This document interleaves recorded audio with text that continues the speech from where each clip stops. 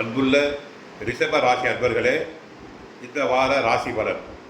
ரிஷப ராசியில் குரு ஜென்ம குருவாக இருக்கிறார். குரு, சூரியன், சுக்கிரன் உள்ளனர். 5ஆம் இடத்தில் கேது பகவான் சஞ்சாரம் செய்கிறார். லாபஸ்தானத்தில் ராகு பகவான், செவ்வாய் பகவான் இணைந்துள்ளனர். விரயஸ்தானத்தில் புதன் இருக்கிறார். அடுத்து ராசிக்கு 8ஆம் இடத்தில் அஸ்தமத்தில் சந்திர பகவான் இருக்கிறார். சனி பகவான் 10ஆம் இடத்தில் தொழில் ஸ்தானம், ஜீவனஸ்தானத்தில் சஞ்சாரம் செய்கிறார்.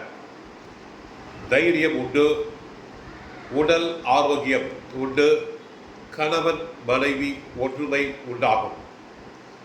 சூரியனுடன் குரு சேர்ந்திருப்பதால் அரசு சம்பந்தப்பட்ட காரியங்கள் வெற்றி பெறும். ஆடம்பர செலவுகளை தாங்கள் குறைத்துக் கொள்ள வேண்டும். நன்மை தரும் நாட்கள் வியாழக்கிழமை, வெள்ளிக்கிழமை, சனிக்கிழமை. அதிகாரிகளின் ஒத்துழைப்பு உண்டு. அரசாங்க அதிகாரிகளினால் ஒத்துழைப்பு உண்டு. கடன் சுமை குறையும். கடன்களை திரும்பவும் அடைப்பீர்கள். நோய், உஷ்ண நோய், சரும நோய் வரலாம். கண்கள், முதுகு, பெண்களுக்கான ஹார்மோன் உபாதைகள் வரலாம். 27ஆம் தேதி மாலை, அதாவது 25ஆம் தேதி முதல் 27ஆம் தேதி மாலை வரை சந்திராஷ்டமம் உண்டு.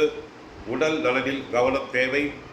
பிறரிடம் பேசும்போது கவனமாக பேச வேண்டும். அதிகம் வாய் பேசக்கூடாது. இதுவரை எவ்வளவு துன்பப்பட்டீர்களோ நன்மைகள் நடைபெறும். ஜென்ம குருவாக இருப்பதால் ஜென்ம குரு 5ஆம் இட பார்வையாக 5ஆம் இடத்தில் உள்ள கேது பகவானை பார்க்கிறார். பிள்ளைகளை பற்றிய கவலைகள் குறையும். 7ஆம் இட பார்வையாக கலஸ்திரஸ்தானத்தை பார்க்கிறார். திருமணம் ஆகாதவர்களுக்கு திருமணம் கைகூடி வரும். 9ஆம் இடமாகிய பாக்கியஸ்தானத்தை பார்க்கிறார். பிதாஸ்தானத்தை பார்ப்பதால் தந்தையாரின் உடல் ஆரோக்கியம் நன்றாக மேம்படும். தாங்கள் மகாலட்சுமியை நன்றாக வணங்க வேண்டும்.